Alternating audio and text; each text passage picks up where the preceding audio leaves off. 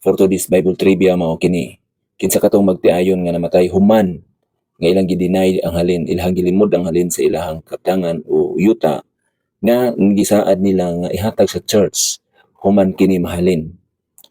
Ang tubag niya na sa Book of Acts chapter 5 verse 1 hangtod sa 10.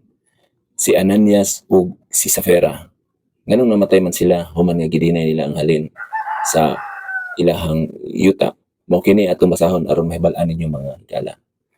Apan dihay usa ka tawo nga ginganlan si Ananias nga uban sa iyang asawa nga si Safira nagbaligya og katigayunan ug ang halin ini iyang gikuha nga nahibaluan sa iyang asawa ug usa ra ka bahin ang iyang gidala ug gibutang sa tiilan sa mga apostoles. Apan si Pedro miingon kanila, Ananias, naon sa bang giyawaan man pag-ayo ni Satanas ang imong kasing-kasing aron imong bakakan ang Espiritu Santo sa imong ug imong gikuhaan ang halin sa yuta. Sa diha nga mamakak ta mga igsuon, kung nagasaad ta dito sa Dios, ang Espiritu Santo ang atong gibakakan. Kung mamaligya ta og kabtangan ug nisaad na ta nga atong ihatag dito sa iglesia, atong tumanon. Kaya ron di ta maparehaan ni Ananias. Ingon dinhi, sa wala pa kini ikabaligya, dili ba kini imuhamang kaugalingon sa pa iyamang kagustuhan nga ibaligya og sa ikabaligya na kini dili ba imo man ang pagbuot kun unsa imong buhaton sa halin ini. O nakabalo na si Apostol Pedro uban sa pagdikta sa Holy Spirit ngadto kaniya nga kabalo naman ka nga isaad ka nga ang halin ini ug asa nimo ibutang, di ba? Then naon sa bagayod nga imuha manggilaraw kini buhata sa sulod sa imong kasing-kasing. Ang imong gibakakan dili tao kun dili ang Dios, di ba? Usahay mo sa adtong mga igsuon, si pastor bitaw na, si brother bitaw na, di nakabalo, di ba? Mao na usahay nga ako aning ikasaad na ta nga ako ang sweldo akong ihatag ni sa simbahan, ako ning offering karong Domingo, pag abot sa Domingo gikuhaan nimo, di ba? Kay nawili ka sa imong gigahin nga para unta to sa Ginoo. Mao sa niyang hitabo ni Ananias ug ni Safira. Masayangan kay daghan kwarta na kon sila nawili sila. And ingon si Apostol Pedro, dili ang tao inyong gibakakan kundi dili ang Dios.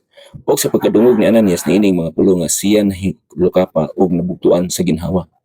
Og giabot og dakong kahadlok ang tanang nakadungog niini ug ang mga batan-on nanindog ug siyang giilisan ug ang mga batan-on og giyayungan paingon sa gawas o gilubong. Si Ananias namatay sa iyang paglimod sa halin dito sa pag-offering niya dito sa sulod sa iglesia, and giyayungan sa mga batan-on. And sa 7 ug sa mga tulo katakna tapos niini after 3 hours mga higala misulod ang iyang asawa nga wala mahibalo sa nahitabo ug si Pedro miingon kaniya, tugani ako mao ba kini ang bili sa pagbaligya ninyo sa yuta, mao ba ni ang halin sa inyong yuta? Ug siya mitubag, oo, mao kana ang bili, ingon iyang asawa. Ug si Pedro miingon kaniya, naon sa bagayot nga nagkasabot man kamo sa pagtintal sa Espiritu sa Ginoo, pamatii anaa na sa pultahan ang mga tiil sa mga naglubong sa imong bana. Ug kabalo yung asawa nga si Safira, namatay na dihang bana. Gilubong na dito sa gawas sa simbahan. Ug pamatiya anaa na sa pultahan ang mga tiil sa mga naglubong sa imong bana. Ug ikaw pagayong usab nila paingon sa gawas. Ug diha siya nahilukapa sa tiilan ni Pedro ug nabugtuan sa ginhawa. Ug sa pagsulod sa mga batan-on ilang nakita siya nga patay na ug siya ilang giyayungan paingon sa gawas ug gilubong tupad sa iyang bana. Kaya mo na mga higala, dili lalim kung magpromise ta sa Ginoo, kung magpromise ta ngadto sa Dios, di ba? Dahil tapos pag abot sa adlaw sa imong gi-promise dili nimo tumanon, dili basta-basta. Sa karon dili man ta mamatay diretso, pero dako kay tagtulubagon ngadto sa Ginoo. Kung mo-promise ka nga mao ni akong offering, ako ni i-offering, pag abot sa Domingo kuhaan nimo kay masayangan ka, mapareha ka ni Safira ug ni Ananias. Sa paningkamutan mga igsuon nga di ta maparehas, mohatag ta sa atong gi-promise ngadto sa Ginoo. Dili lang kwarta, kung sa atong gi-promise sa Ginoo atong tumanon. Mao na ang trivia for today. Kinsa ang pamilya, kinsa katong magtiayon nga namatay nga human nila gidinay ang wa nila gitugan ang halin, mao kato sila si Ananias ug si Safira. Daghang salamat. Paliw kog share sa ato ang video, like, then follow.